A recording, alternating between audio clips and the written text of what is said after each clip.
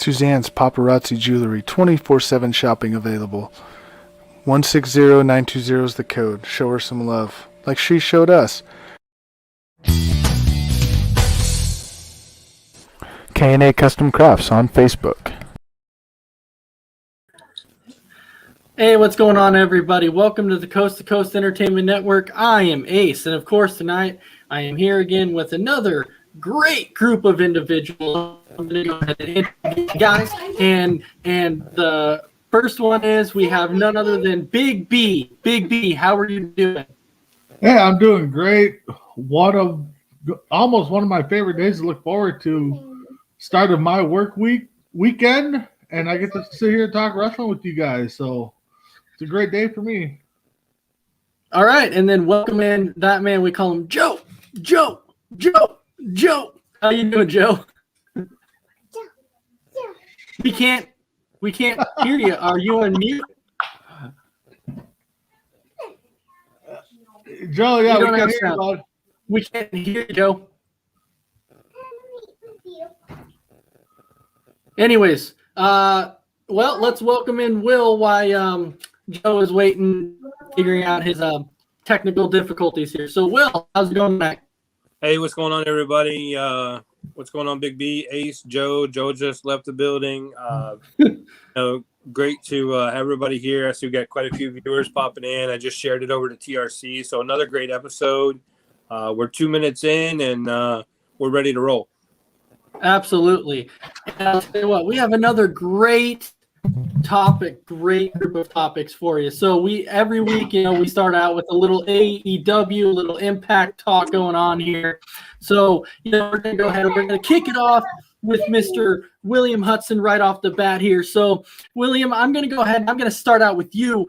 And what was your overall thoughts on Dynamite and Rampage? Another good week, another good set of matches. I think the biggest thing that came out of that was the ratings. I want to talk about that just briefly. They said that the shows are doing really well, but the fans are not responding to Rampage on a Friday night. A lot of fans are probably tuned out. They're either not home. The demographic that they target could either be working late Friday night, they could be out partying, they could be out doing whatever. But the biggest thing from AEW for me this week was the focus on the ratings, and also too on Tony Khan saying that Monday Night Raw sucked. That was a comment that was made by Tony, and it was captured by someone. And I don't think that's the right path. Bischoff did the same things, went after WWE like that. And, of course, you got SmackDown going to do that 30 minutes extra. I'm going to try to go head-to-head with Rampage to see how that works and try to capture some ratings there. But, there's a 500,000 homes or 500,000 television views or whatever separating Raw or SmackDown and AEW. And then, of course, separating Raw from Dynamite. So they're competitors for sure, but they're going down the wrong path in that target. Match-wise, great matches. Watching Mox do his whole thing with the IWGP title and stuff, that was pretty cool. The idea of Brian being there, I think Brian is the big thing. Punk has kind of fizzled out. That's kind of my focus on AEW. Impact's got some really good stuff going on over there, and we'll get to that here in just a second, I think. All right, absolutely. So, Joe, I'm going to ask you a quick question here before you get into your recap of AEW. So the question is what did you think of the unveiling of the TBS Championship, the new women's title on Dynamite? You can hear me? Yeah.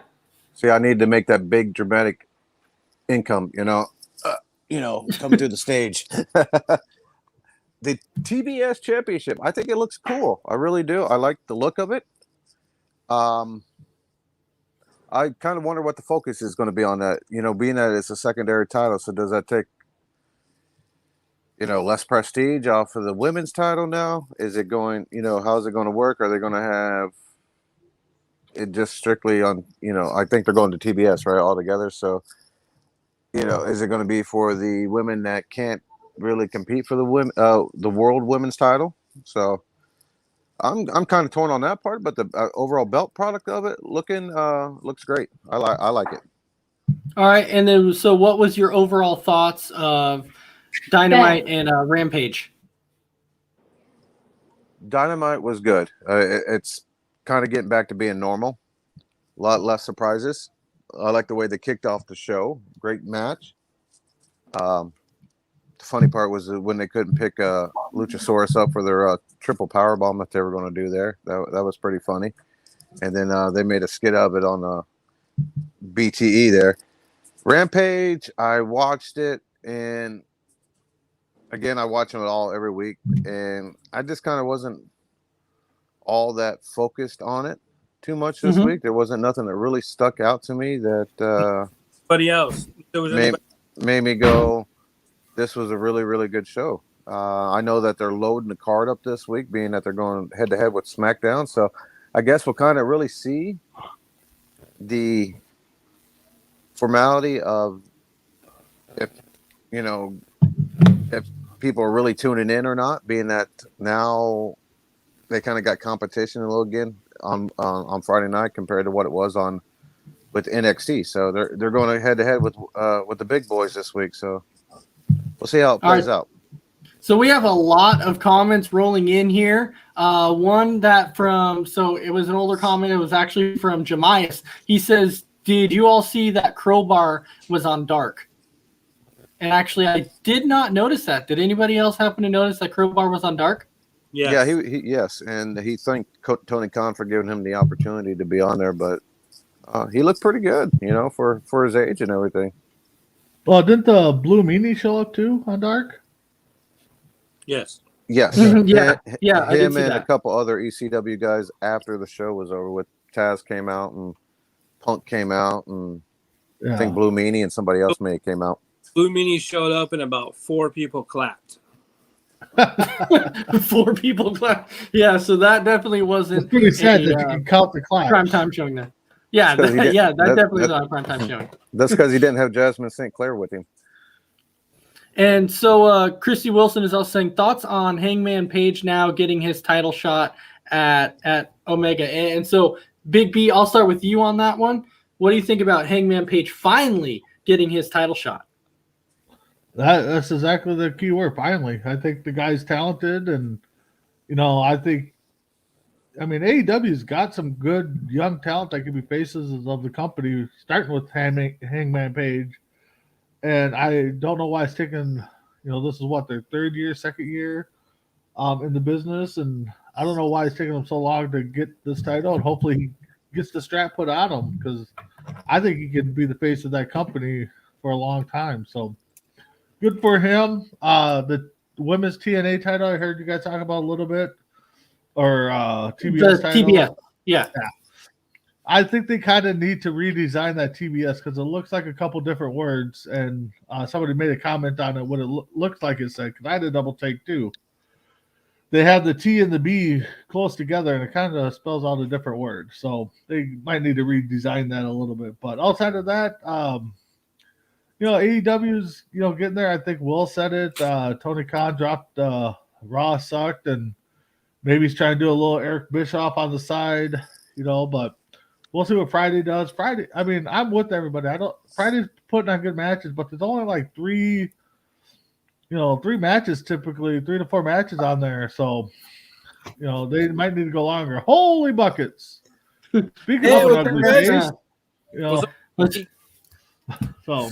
All right. So, welcome to Mr. Mess Around Dave. Mess Around Dave, how's it going tonight? I'm good. Well, I've been better. I had to call into work because my knee is acting up, but other than that, I'm fine. Hey, can I make a point there? Can I make a point and a prediction? Yes.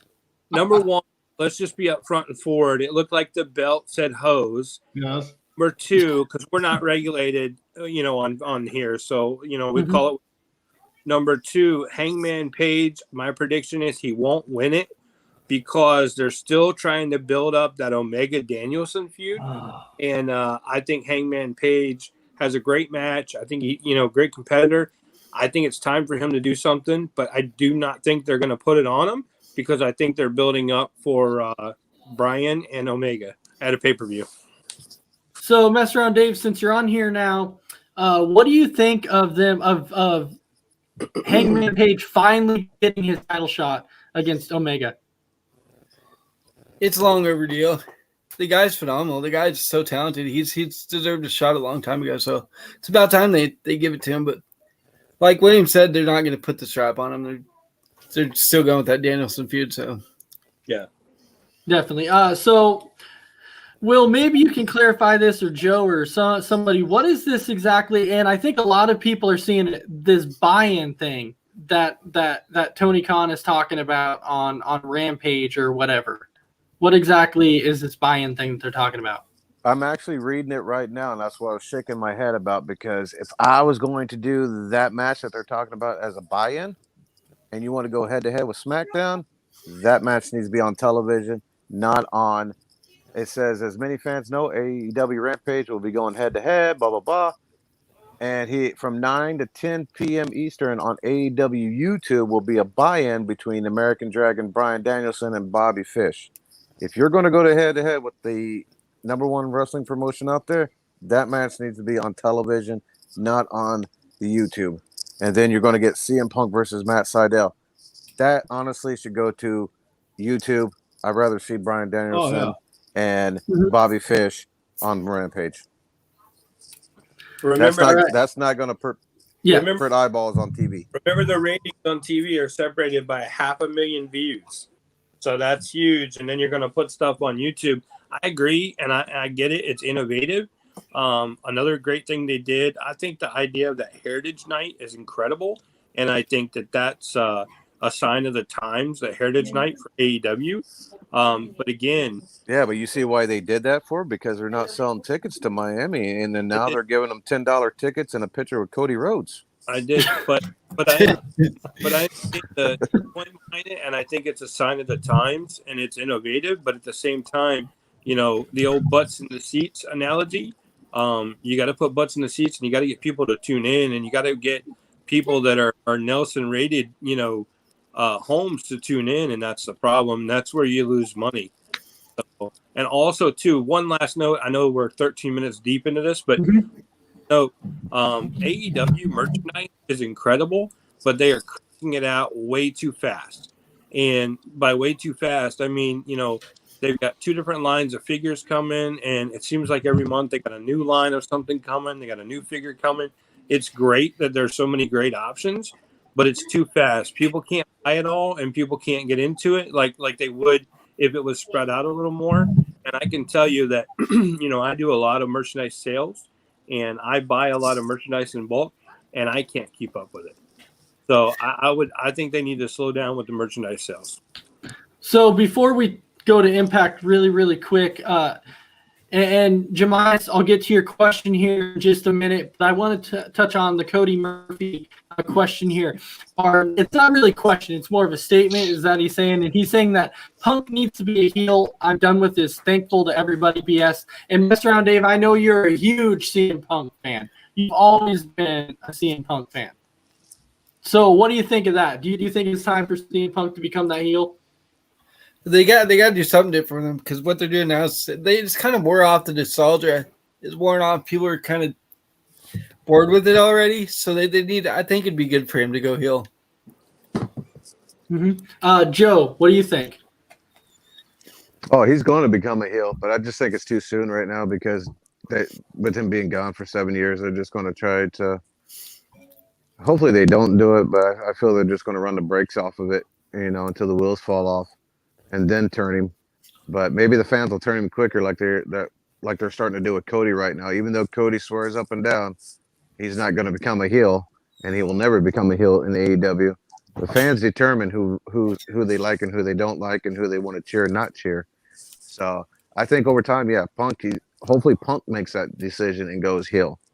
But right now, I don't see it happening anytime soon. I think they're just going to try to. They invested a lot into him, and they're just going to run the wheels off, as they say.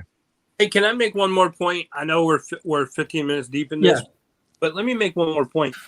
And this is going to sound kind of bad, so I'm just giving you that warning. Let me tell you about CM Punk. From a fan perspective, I watched him give away those sneakers, and everybody said, "Oh, that's amazing! That's incredible." This is the same guy that to do a signing, a public signing, wants well over $100,000 for 2 hours worth of signing, which is astronomical. It's more than Hogan. It's more than the Undertaker. It's more than anybody. Let me tell you something else about the guy. Does anybody else remember the comments he made about the fact that he wouldn't sell his ring-worn gear to fans because he didn't want people parading around in his underwear? This guy is not somebody that cares about his fans. He didn't come back because he cared about his fans. So I just want to make that point.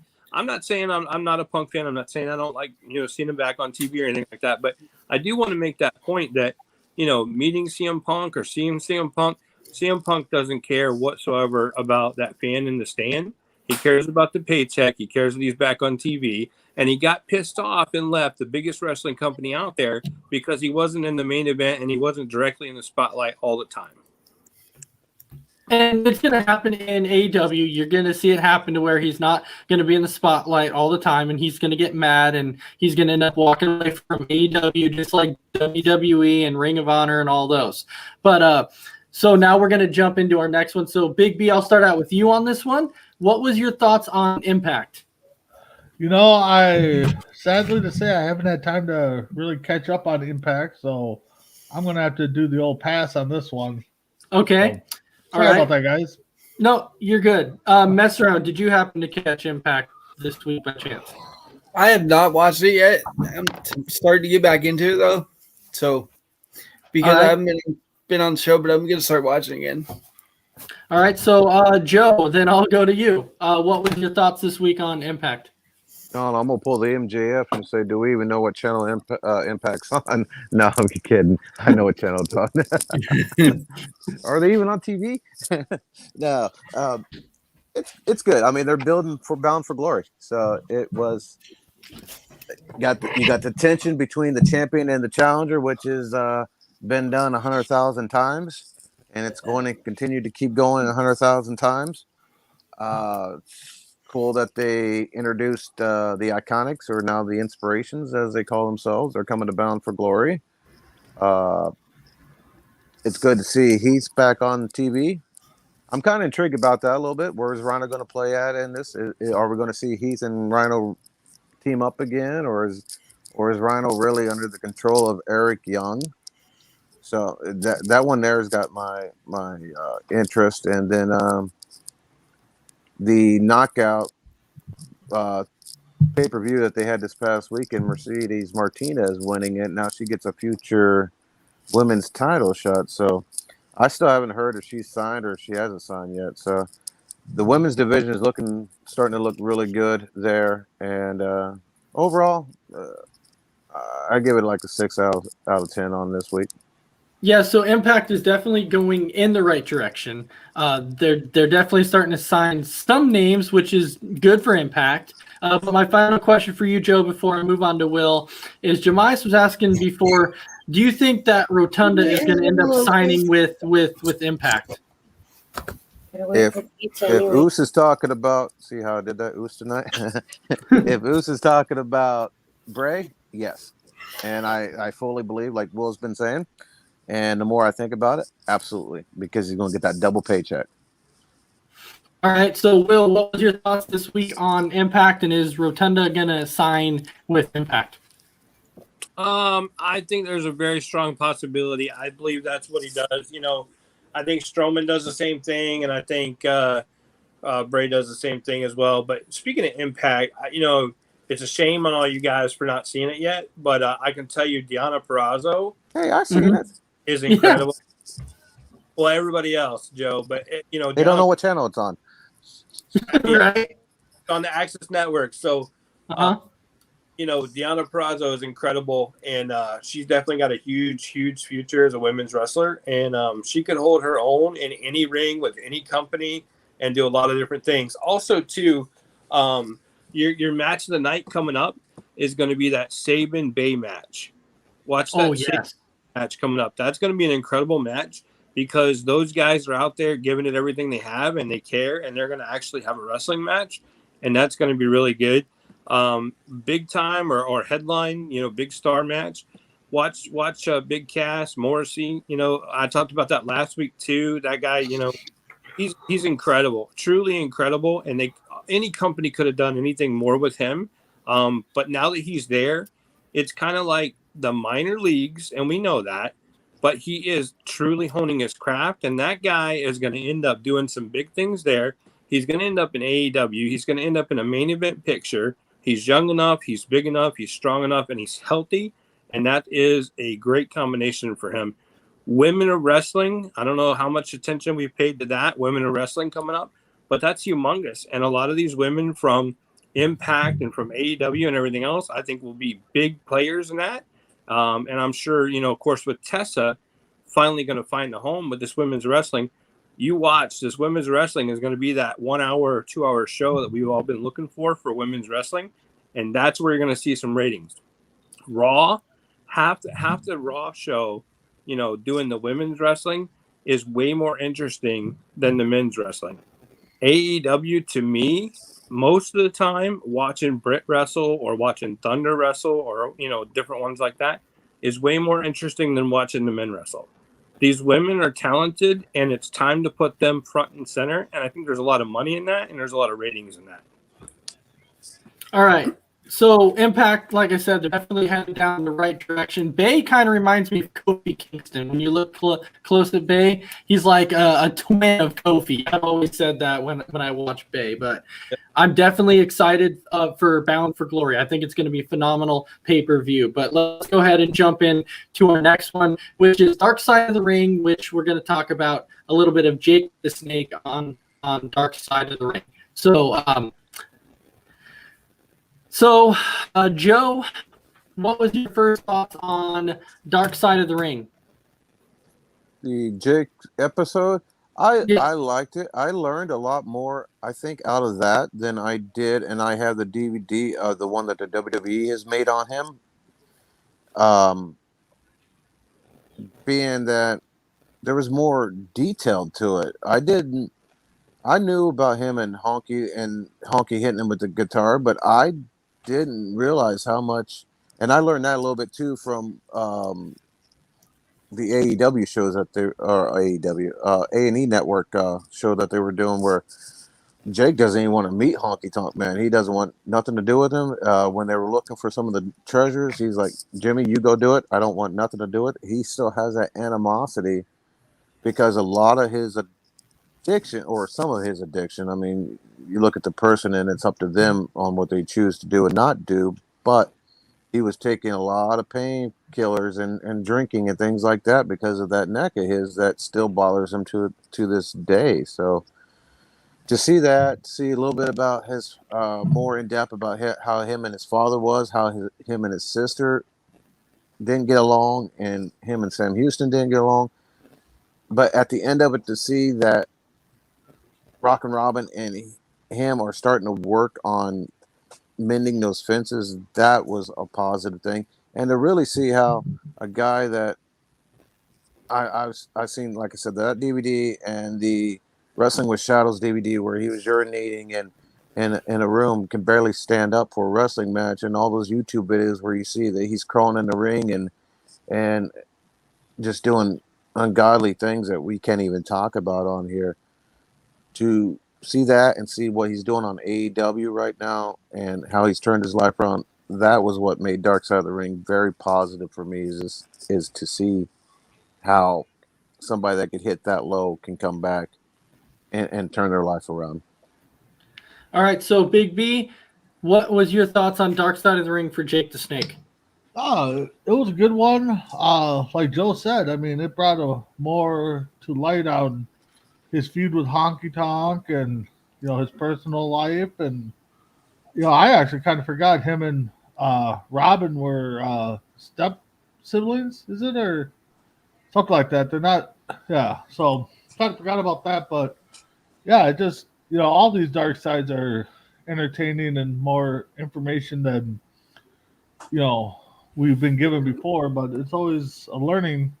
And when Jake came on and did his thing and talked about his depression and his medications and now seeing him talk about rebuilding some of those friendships and family friendships and seeing them on AEW it's good that it gives people that are in depression like that and on things like that, it gives them a little light that you put your mind to it, you have a good strong backing from friends, you can turn yourself around. So props to him for turning himself around and get back into the spotlight, I guess, in AEW. All right, so mess around, Dave. Did you get a chance to watch Dark Side of the Ring for Jake the Snake? Which episode was it? Jake the Snake. I did not see that one. I've watched quite a few of them, and they're all pretty good. My favorite one has to be the Owen Hart one, though. I love that one. All right, Will, what was your thoughts on the Jake the Snake Dark Side of the Ring? Couple quick points. Number one, it was really about his father. Even though he's the star that we all know and he's the focus point that we all focused on, it was actually about his father. And listening to that story and watching that episode, if you really paid attention to it, it stuck with you for a couple days afterwards. Sam Houston was another big point of that, and that kind of got overshadowed because we're so much in that hour. Sam Houston was a tremendous athlete. He was just big enough, and he was really on his way, but he kept getting himself in trouble. There's somebody who would have been an Intercontinental Champion, a Tag Champion, somewhere along those lines, but be it WWF at the time, WCW, WWE, and then of course Rockin' Robin, man, incredible female talent for her time, his time, and look that they had to overcome. Couple points about Jake. Number one, first talked to Jimmy Hart, and I've listened to him talk, and he denies that whole thing about Jake and all that. So I don't really know, which side to believe, but I can tell you, Jake's whole problem with that is that he had to start taking a lot of painkillers after that. The guy was already doing an 8-ball a day. Yeah. So at the time, you're talking about, I had to start taking painkillers and drinking more alcohol. I think it was more along the lines of the 8-ball wasn't getting it done. So now all of a sudden we had to start, taking more and more stuff. And, if you listen to him, he talks about how that particular narcotic that starts with a C, because I won't call it out, but that particular narcotic was the most important thing to him in his whole life. He didn't care about anything or anyone else but that. So, those are some points. There was a lot of abuse. Another major point that you can walk away again, every single episode so far that you've seen, there's been some sort of touch on mental illness, depression, anxiety, different things like that.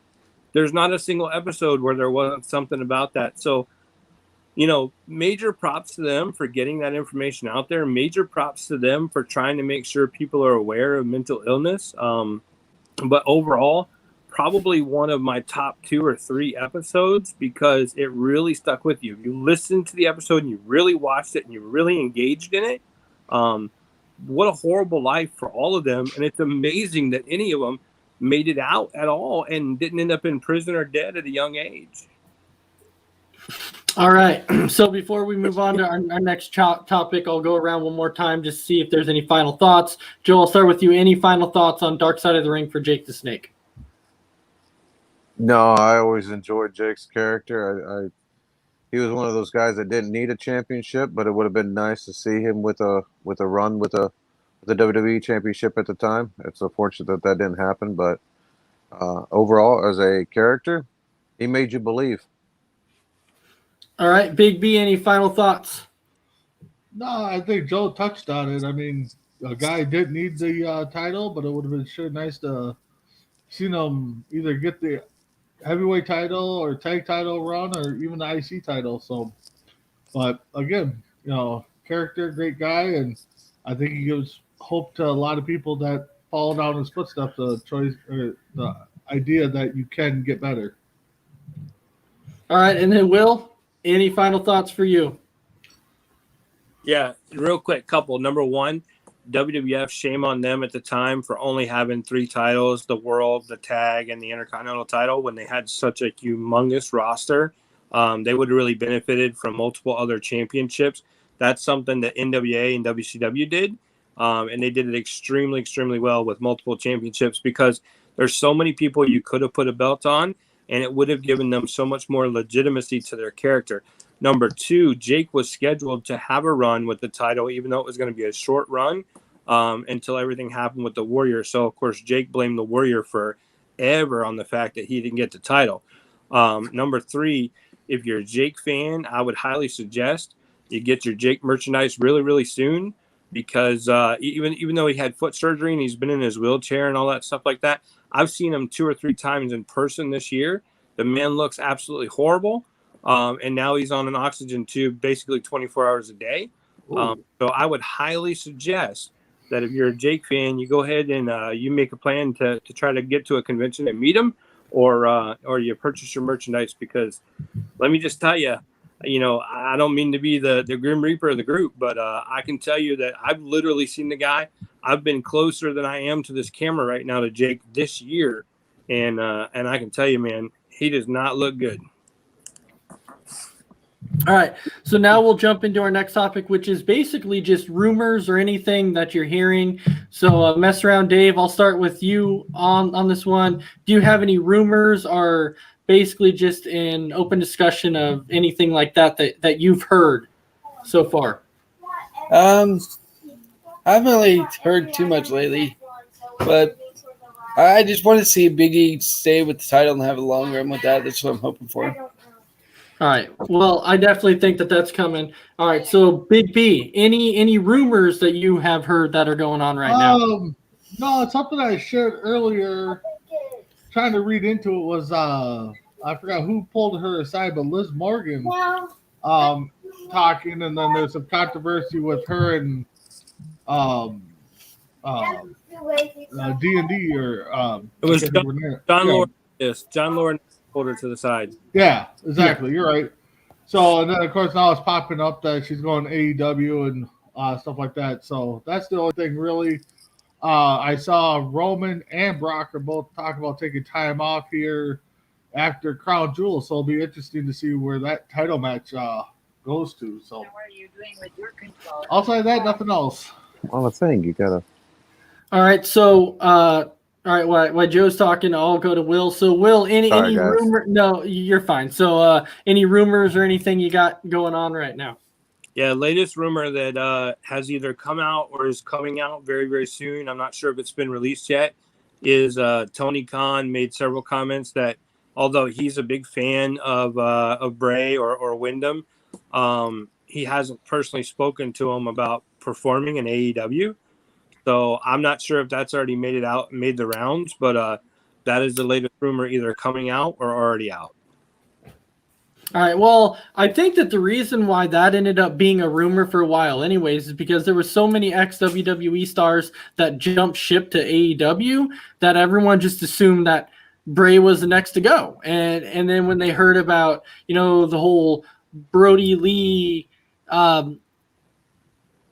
celebration and stuff that they were having, I think that's where this whole thing came to where they're like, oh, Bray Wyatt is going there. But I don't foresee it happening, but now I'll go to Joe. So, Joe, how about you? Do you have any rumors or anything? Yeah, some of them I'm looking up right now. Just Incredible's coming out with an autobiography. AC Romero has finally got his release from Impact Wrestling. It's official now. And the big one that I was looking into reading yesterday, I don't know if you guys seen it yet, about Devon and Bully Ray not doing business together no more. And the Velvet Sky came out and said, well, what Devon said isn't true. So I'm curious to that whole thing there. Wow. Of Devon wanting to re-sign with WWE, and Bully's like, no, I want to do the Bully character. And I've heard that too. And I think the reason why WWE didn't want to do the Bully character was because of they were so heavy into the PG era. And as you know, with anything that starts with Bully or anything negative like that, they change the character real quick. They don't want to be associated with it. Now Vince is starting to loosen up a little bit and allow them to swear a little bit more. And and things like that. But just reading what Devon had to say, Bully though has been very, very quiet about this. So I don't know if he's just going to let it blow over, or if he's finally going to just come out one day and tell the whole side of his story to this. But those are the couple things I just seen here tonight. Was those three interesting things? So a rumor that I was seeing before, and this is talking about the Iconics. You know, they have their new name now because they're supposed to be showing up at Bound for Glory. But I'm in this other group that they were saying that the Iconics are not actually for sure signing. That it was more of just an appearance at Bound for Glory, but they didn't actually sign with Impact. So I don't know if anybody has heard any different. But that was the latest rumor that I heard on the Iconics with Bound for Glory. Has anybody heard anything different on that one? Typically heard that they've signed an independent contract with Impact, but you know it's the same as everything else. You know, a couple weeks ago, I think it was 2 weeks ago, on Thoughts Count Anywhere podcast, they were talking to a Ring of Honor star on there.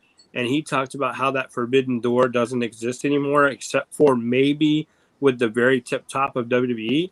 So at the end of the day, on all these other little, I shouldn't say little, all these other different promotions other than the big WWE, even if you sign an Impact and you're an independent contractor, then you can clearly go and wrestle in AEW. You can clearly go and wrestle in New Japan. You can clearly go and make all these appearances and do all this other stuff. So it's my opinion and my understanding that they did sign a contract in Impact Wrestling, but it doesn't really matter anymore because it's almost like every other company is back to territory days, which history repeats itself in wrestling, except for WWE, where they have at the very top that forbidden door. All right, so now comes a very, very fun topic that I like to do every week, which is the what if topic. So, Will, I'm going to actually start with you with your first what if. So, what do you have for us with the what if this week? Okay, so in the what if this week for me, and there's a specific reason why I wanted to cover this one. I talked about the Montreal Screwjob. What if Bret Hart doesn't lose the belt at Survivor Series? What if he's in the match and he decides, you know, I can secure this title and I can secure my legacy by just walking away in the middle of the match? He's in Canada. He can walk away. Anything can happen. You know, he really was in total control until he decided to trust everybody else to be in control. What if he just, you know, went out there, had a real quick match, and just walked away from the match? The next night on Raw, I assume he would drop the title. And then what happens then? You never, ever get the Mr. McMahon character. Yeah, but what I've heard about the Montreal Screwjob too is I've kind of heard that it wasn't really a screw job. I've heard that it was more of a work, that it was actually set up like that. And like Bret Hart and that knew. And I'm like, I don't know if he actually knew. I mean, so I've talked to him in person, and I've been in as close to him for an extended period of time as I am to the camera right now. And I've actually talked about that subject, and I don't know if it's some secret he's taken to his grave or something, but from when I talked to him, he said absolutely not. You know, that this actually happened. It was, you know, probably the biggest swerve in wrestling history ever. And there's so many other wrestlers that say, no, it wasn't a work. It was a shoot. It was a total shoot. And, you know, in my opinion, I've been watching it for so long that at the time that was happening that night, I had heard just a little tiny rumor. You got to remember, the internet wasn't what it is today back then. So I had heard he may be leaving WWE and going to WCW at the time, but no one really knew until Jim Ross made the comment during that match. Jim Ross's comment during that match was Bret Hart versus Shawn Michaels, and smart money is you'll never, ever see it again. And until that comment came out, probably 90% or 95% of wrestling fans had no idea that Bret was even leaving the company or potentially leaving the company. Yeah. All right. So, Joe, what do you have a what if for us? My what if is what if WrestleMania 1, because Vince put everything he had into it, was not successful. Who would emerge out on top? Would there have been a WWE or WWF at that time still? Or would NWA totally swooped in and took over and been the number one dominant wrestling organization? That's a very good question. All right. So, Big B, do you have a what if for us? Oh, jeez. So far I got two good ones. I'm trying to think of one. Bro, I just thought of that one off the top of my head. I Yeah, no, I that didn't was have actually a good anything. one. I like that. What if WWE, or let's go Shane. What if Shane actually kept WCW around, instead of, them breaking it off right away and making it two companies? I mean, you had WWF owned by Vince, you have WCW owned by Shane. I mean, what if they would have kept the two companies separate? Interesting. Interesting. All right. Mess around. How about you? What do you have a what if for us? What if AEW and WWE held a pay per view 1 year a week or 1 year, one time a year, Week? Okay. one time a year? Oh, a cold pay per view? That'd be something. That I don't know if they would ever do that, but No. I definitely Well, don't what think if they it'd would be ever. cool though if they did? It would. Not as long as Vince owns it, it won't happen. Maybe if Yeah. Triple H and Stephanie has it, but Yeah. your WWE WCW one, that was good, and that was the plan. But USA Network and UPN said no, they didn't, because they had Raw and SmackDown, and they did not want another wrestling company. All right, So we can blame that one on them. Yeah. So Jemias is asking, do you think that ECW would have been bigger if they had someone like TK backing them? Ooh. Maybe. I don't know, because I mean, every match extreme and putting your body, I don't know. I mean, possibly. I mean, there's a crowd for it, but I don't know if it would be that big of a crowd that So you see nowadays in wrestling. I mean, as fun as ECW was and as cool as it was, it didn't have a big following. It had a diehard following of the fans that actually watched it, but it didn't have a big following because most wrestling fans were like, what is this crap? You know, I mean, seriously, that's the true story. That's how it was. I remember it clear as day. And it came on at like 2:00 in the morning here in Florida. Yeah, And Sunshine Network. I had to record it on a VCR for all those young kids that don't know what a VCR is. me too. yep. Too. But I mean, it was cool for what it was, and it was risque. It was daring and stuff like that. But I don't think there was any way possible that company was ever going to survive, no matter what happened or who had it, because the fans you're never going to be able to build that. I mean, every single match is through a table, off a ladder, through barbed wire, and so eventually, that isn't so scary anymore. And what do you have to do to one up that? You have to throw somebody off a building. I mean, what you Well, think? too. And with ECW, their sales was like Ring of Honor at the time. Ring of Honor had DVD sales. ECW, you had to buy or rent the tapes, go to video stores, and rent your tapes. That's the only way you could see it. And when they did get to TNN, they had to tone it down so much. So if you weren't the diehard ECW fan or didn't know anything about it, you really weren't getting a whole lot, because it was just a normal wrestling show, even though they were calling themselves Extreme Championship Wrestling. Okay, so they were hitting people with tables or going through tables and hitting ladders and chairs and things like that, but they weren't doing the stuff that Born to Be Wired with Punk and Sabu. I remember watching that going, oh my gosh, that's just so gruesome. Sabu was out there super gluing his arm back together because he's stuck in barbed wire and they're cutting it out. You can't show that on television, right? The censor groups, as they say, would veto that. I mean, they would have been off of television within a week. So you would have to find a network that would even remotely allow them to do that, and you just weren't going to find it. USA wouldn't do it, or the national network at the time wouldn't allow them to have things like that. Plus, they were already working with the WWE, so that was they shot themselves in the foot on that. So no, they wouldn't have been able to survive. I mean, you don't even see deathmatch on TV right now, other than AEW putting that keep the lights horrible on. one on TV. They didn't draw enough money to keep the lights on. The pay-per-views didn't draw enough money to keep the lights on. They had to work with WWE. They had to take royalty checks for their talent and loan them out to WWE, especially for house shows, to be able to pay their bills because they couldn't even pay their talent week to week. So if you can't pay your talent week to week and you can't keep your lights on, there's no way that show ever lasts. And that was the biggest problem. Was it entertaining? Absolutely. Did it start out as Extreme? No, it didn't. It didn't start out. It started out as Eastern Championship Wrestling, and they did some Extreme matches. And then once they did some Extreme matches, they said, "Whoa, these fans really like this, so let's try some more and some more and some more." And then that's how it caught on. And it ran for a short time. But as it was going under and the ship started sinking, everybody started looking for another job.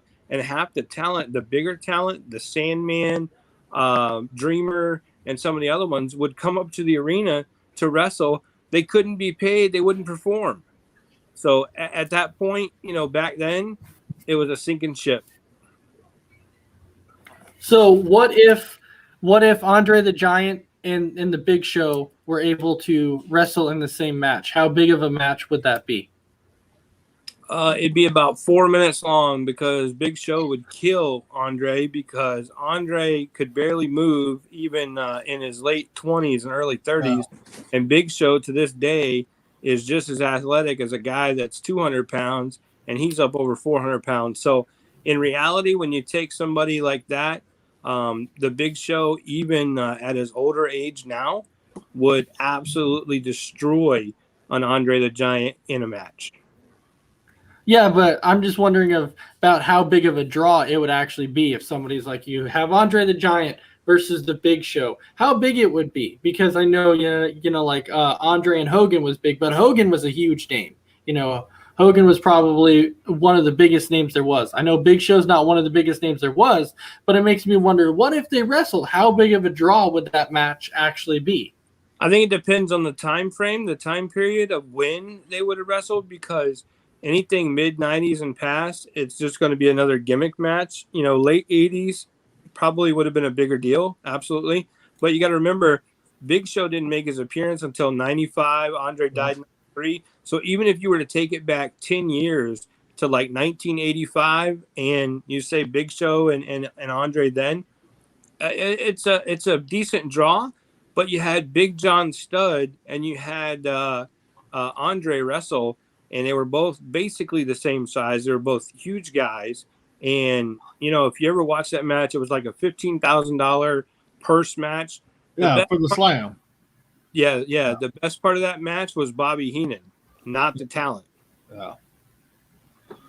I mean, I think it would have worked if they could have pulled off the Big Show being Andre's kid when he first came up. Like, when Will said that was his first gimmick, was portraying Andre's son. I think that would have worked, possibly a bit of draw, father versus son. But with the internet nowadays, there's no way that would have worked. But they could have pulled it off back then, possibly. It could have been a big draw. But I'm with Will. I don't think it would have, done anything now. All right, so now we're going to go to our next topic, which is our wrestling historical moments. And so this one, is going to be about the Halloween Havoc 1994. So besides Will and Joe, does anybody else remember the Halloween Havoc 1994? I think they're calling us old. I looked it up. That was the Flair Hogan match, right? Yeah. Okay. All right, so then Will, you go ahead and take it away. Well, Joe, do you know much about this one or not? Yes, I do. I remember Sensational Sherry being on the side of that cage and a 14-year-old boy being very, very happy that dress came off. That is right. All right. And that picture made the wrestling magazine. So for a 14-year-old boy, you're very, very happy. And I bet you Will has that magazine. Probably. He probably does, and I'll probably have to buy from him too, and to support his Rolls Royce that he drives around over there. Yeah. I'm sure Will has one of everything sitting around his house somewhere. He does. He's Something like the from, like, Conrad every year. Thomas of podcast there. He's got that Conrad Thomas house going on. I tell him that all the there might time. be a time we might have to have Will do like a special where he takes us into his dungeon there and shows us his stuff. Absolutely. All right. But overall, the pay-per-view was good. It was strange because I think that was one of the few times that Sting wasn't on there, so Sting became a back burner in that. He sat at ringside that night as just a fan in the audience. But the other backstory is that Ric Flair, because it was a retirement match, which was his first retirement match. I mean, I think he's up to like almost Terry Funk status now in retirement matches. I was going to say that.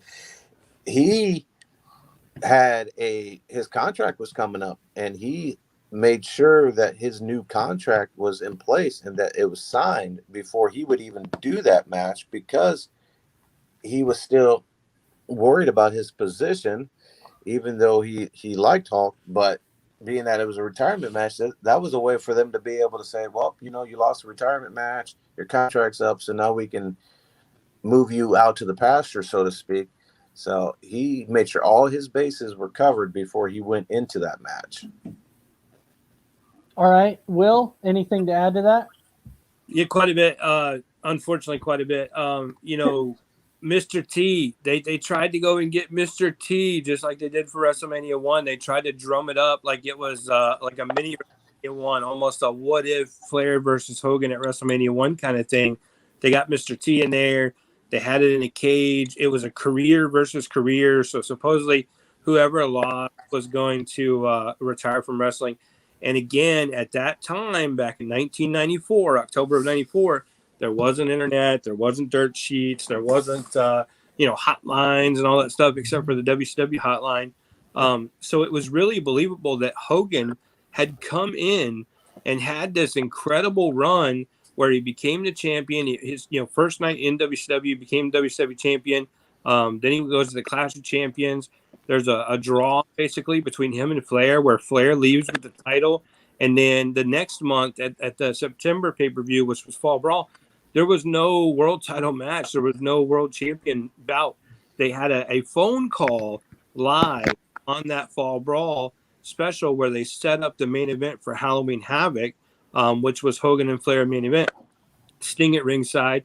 I believe the Boss Man was somewhere in that event too, that had come over to WCW as well.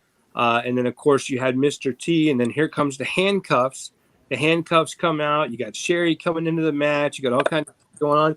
And then when Hogan wins, it was like this shocker, because it seemed to be Hogan was going to come in, have this incredible run, and then just leave WCW just like he'd come in as a big surprise.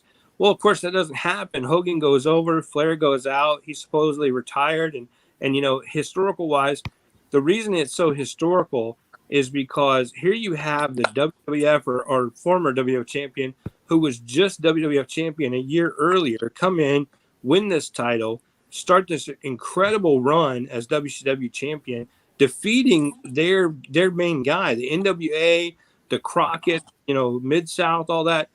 Their main guy, WCW, their main guy had always been Ric Flair. So to have Hogan come in and basically really whoop Flair like that was incredible.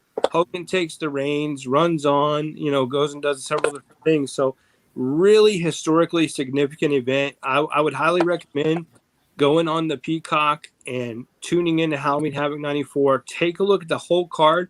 The entire card was really, really decent. There's a lot of good matches on there. Yeah, I'm actually looking at the card right now, and yeah, there's some good matches on there. So I believe Vader and the Boss Man had a match there too, right?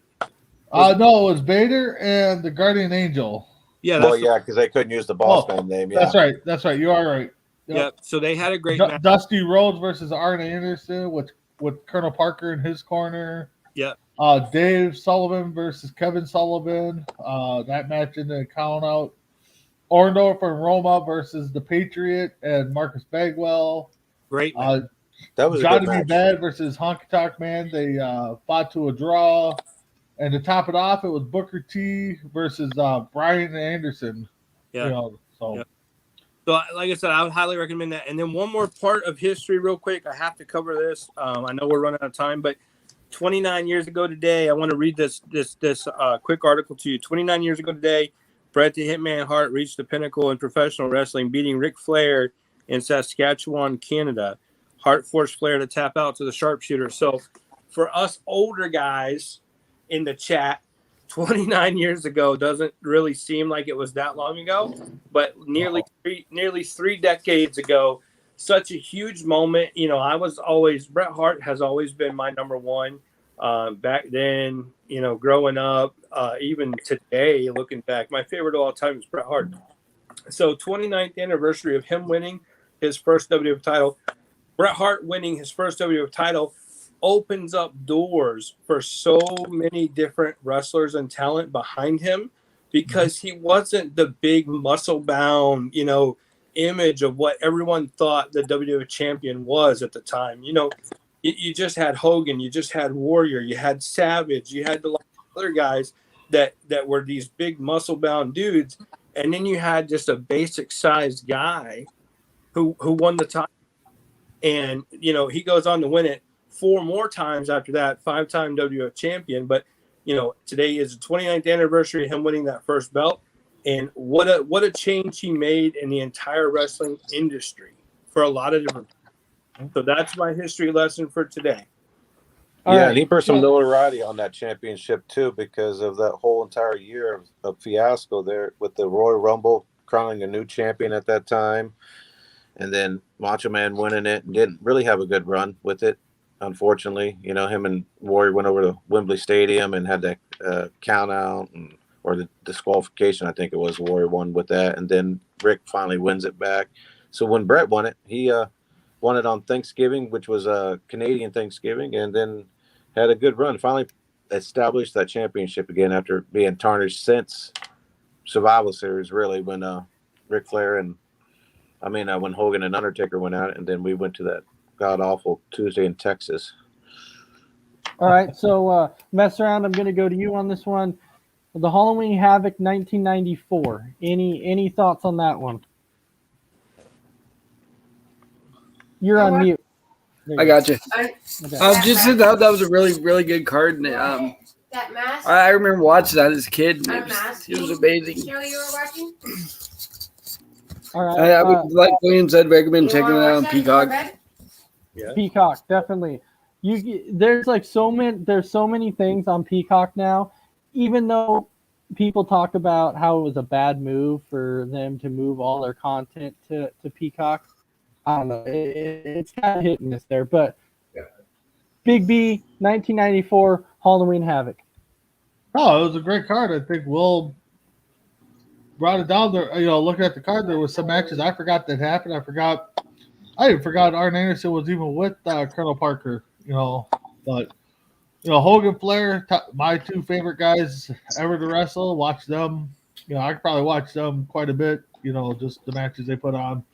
Might not have been as technical as nowadays and exciting, but just to watch 2 of your icons fight, you know, for me that was a great moment. And like Joe said, every 14-year-old boy's dream happened that night with Sherry, and so. And then you had Brutus the Barber Beefcake, Butcher of Friendship. I'll never, ever forget Bobby Heenan screaming, "That man has butchered a friendship." And then the next day, they started referring to Brutus as the Butcher. Okay. Yeah. They couldn't have a name for him anymore. They didn't have a name for him. He was the booty man for a while, remember? Because he couldn't be the barber. And then he was the man with no name.